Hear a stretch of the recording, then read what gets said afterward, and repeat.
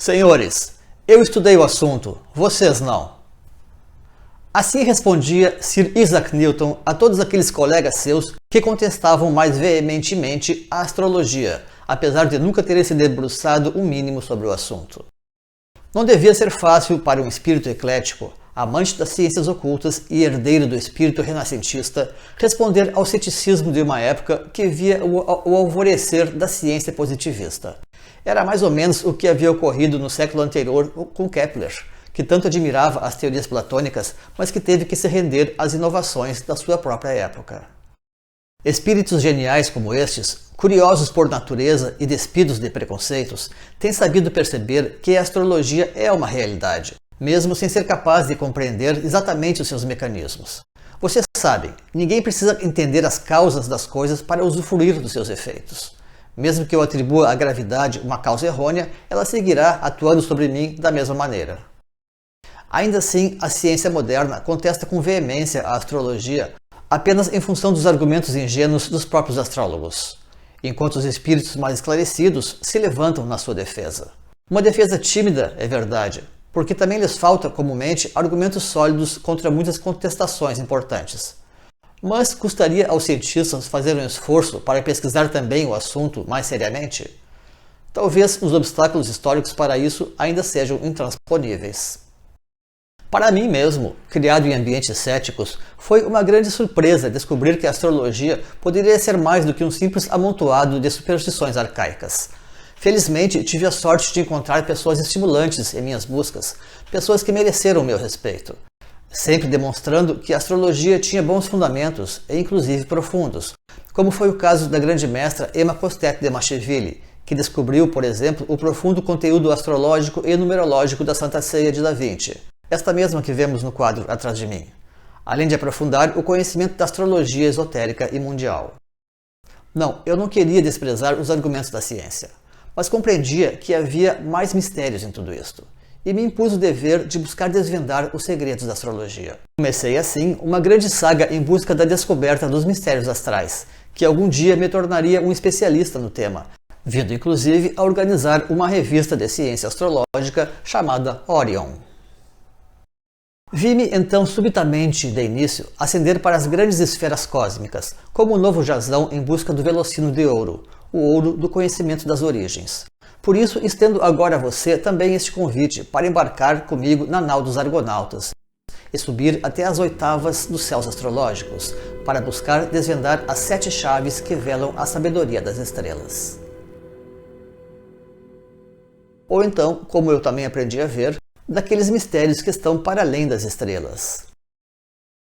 Antes, porém, de avançar no nosso tema, pedimos que você aproveite a nossa vinheta para deixar o seu like, fazer a sua inscrição e ativar o sininho para ser sempre notificado dos nossos lançamentos. E fique até o final deste vídeo, para você também descobrir o surpreendente final dessa história.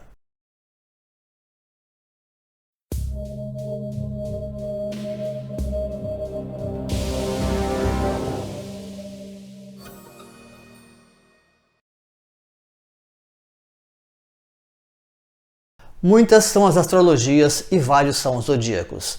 O universo da astrologia é quase tão amplo e complexo quanto o vasto céu que nos cerca. Ou então como os desafios misteriosos dos grandes oceanos para os antigos navegantes que se aventuravam na direção de mares desconhecidos.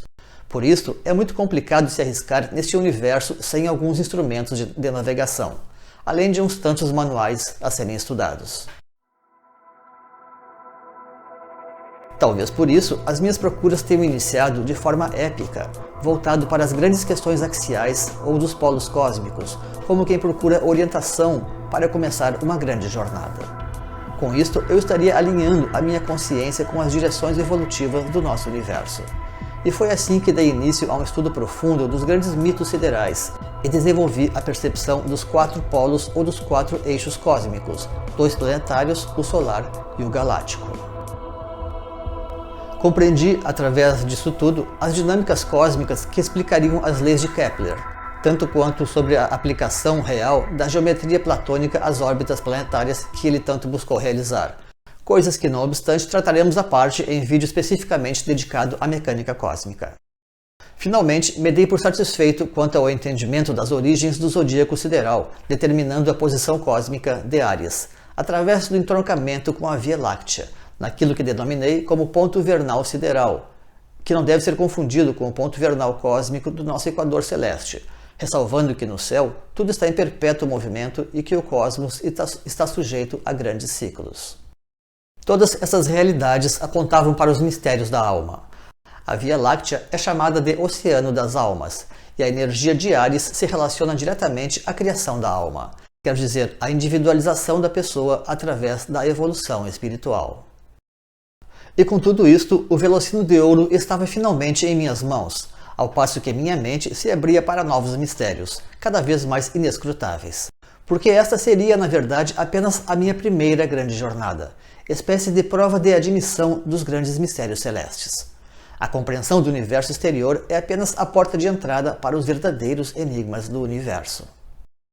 Ato seguinte, caberia compreender a evolução do próprio zodíaco. Entendi que existe um processo basicamente subjetivo, até independente de influências externas, inclusive das próprias estrelas. A criação é apenas um primum mobile, um impulso primordial, mas depois as coisas se desdobram por suas próprias leis. Vi no simbolismo astrológico toda uma narrativa das leis da criação, que alcança dimensões cósmicas, mas também se reflete na existência humana. Afinal, zodíaco também significa roda da vida. Existe um curso natural da existência estabelecido seja pela sociedade, seja pela própria natureza. O plano subjetivo da astrologia pode ser e é muito bem explicado através das ciências construtivistas, como aliás declarou o próprio Claude Lévi-Strauss a este respeito. São informações que podem ser muito úteis, enfim, no plano da psicologia e da própria educação. Como síntese destes estudos, elaborei a teoria do relógio cósmico, onde se explica o céu como um simples relógio capaz de assinalar a evolução da humanidade, sem que o próprio relógio determine o tempo ou as energias, as quais achariam-se antes dentro do próprio ser humano. A questão mais perturbadora aqui sempre foi a perfeita sincronicidade que existe entre o macrocosmo e o microcosmo, induzindo muitos ao erro de pensar em termos de influências. Acontece que aqueles que citam Hermes Trismegisto para justificar a astrologia estão equivocados, porque Hermes apenas mencionou o paralelo existente entre o superior e o inferior para gerar, no seu dizer, o milagre da unidade de todas as coisas, mas jamais falou de influências quaisquer. Estas poderiam ser buscadas em muitas partes, mas no próprio céu apenas em parca medida. Surgiu assim a fase construcionista da minha teoria astrológica, e tudo isto já podia explicar realmente muita coisa. Aliás, posso informar que tenho podido desarmar já muitos céticos da astrologia através dessa mesma linha de argumentação. Acontece, porém, que meu próprio objetivo não era tanto a construção, mas também a desconstrução das coisas, o que me levou, ato contínuo, para o estudo da alquimia, como uma ciência irmã e paralela da astrologia, mas que na verdade se trataria mais de uma espécie de anti-astrologia, um apanhado de fórmulas destinadas a neutralizar as influências astrológicas, tanto quanto a investir nas energias internas do ser humano, num sentido mais propriamente espiritual. E é claro que aqui eu estaria retornando também ao próprio universo do esoterismo. Outra investigação que me deu muito prazer realizar foi no plano da astrologia natural, isto é, no mistério das estações sazonais e das festas populares a elas associadas, ou aquilo que chamei de astrologia telúrica.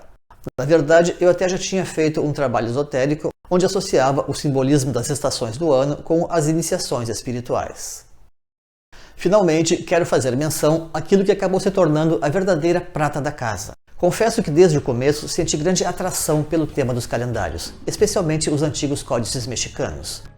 Me interessei muito também pelas mandalas orientais, porém num plano mais esotérico ou espiritual.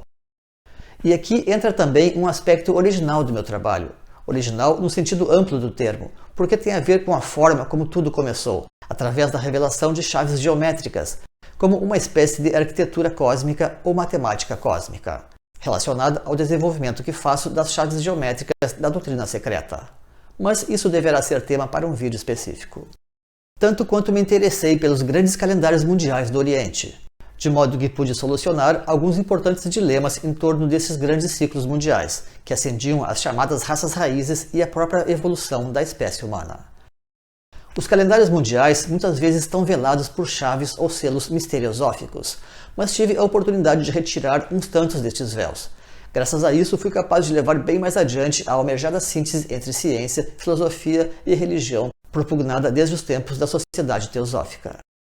Em suma, o tema dos calendários abriu para mim um amplo leque de explicações para a evolução da humanidade, seja numa escala maior ou mesmo na esfera social, quando não propriamente conjugal. E para tudo isso pude também criar ou reformular uns tantos calendários.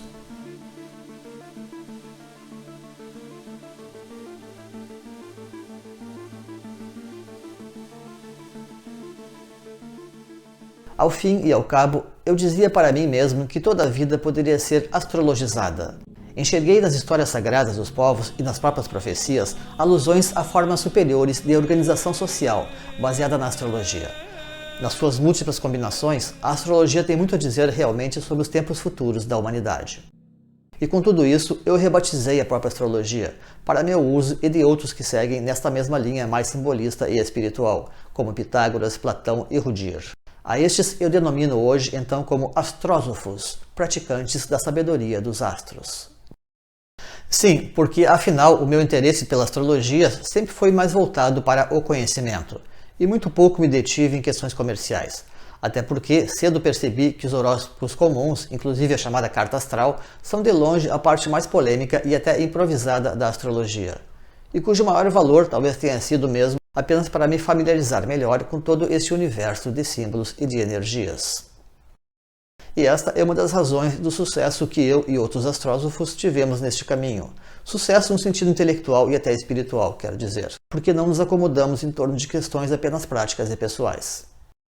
E se hoje dou este testemunho, é apenas para estimular os novos buscadores dos mistérios. Não exatamente que alguém pretenda refazer a jornada que eu e outros já fizemos, porque a coisa certa a fazer é pegar aquilo que conquistamos e levar adiante. Uma vez que, se a realização é individual, também existe a necessidade de socializar o conhecimento.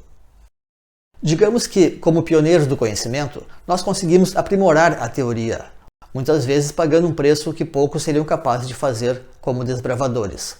Mas essa teoria, que tantas vezes se baseia em nossas próprias experiências individuais de vida, é ainda apenas a planta baixa de toda uma nova civilização que deve agora emergir. E um dos grandes caminhos a se tomar aqui será em torno da chamada cosmocracia, que é a organização social realizada em função das individualidades ou das essências sociais, especialmente com base astrológica. Tenho certeza que é exatamente isto que está sugerido pelas grandes profecias, como as cristãs, as hindus e as budistas. Afinal, a grande razão de ser da astrologia, e esta poderá ser realmente a mensagem suprema dessa doutrina, é dar ciência do macrocosmos maior para que os outros cosmos também possam ser construídos, seja o microcosmo individual, seja o mesocosmo social. A astrologia social, tão importante em todo o longo passado da humanidade e bem pouco conhecida hoje, talvez seja, ao fim e ao cabo, a mais bela e significativa das realidades astrológicas. E então, já rumando para o final deste vídeo, como crédito especial dentro das minhas investigações, eu poderia mencionar vários autores, mas merece uma citação especial o nome de Alice Bailey, cujos ensinamentos e orientações me valeram para bem mais do que alimento intelectual. Mas também quero mencionar o nome de Daniel Rudyard, cuja trajetória lembra a minha própria em muitos momentos, especialmente pela diversidade e liberdade nas suas pesquisas astrológicas. Minhas próprias investigações resultaram numa certa coleção de obras sobre o universo astrológico, espécie de enciclopédia informal, onde apresento os resultados dessas buscas todas no campo da astrologia. Quero citar aqui algumas em especial, como Os Peregrinos de Tula, trazendo grandes elucidações sobre os mitos siderais. Astrologia telúrica, sobre as energias do ano e as festas religiosas sazonais.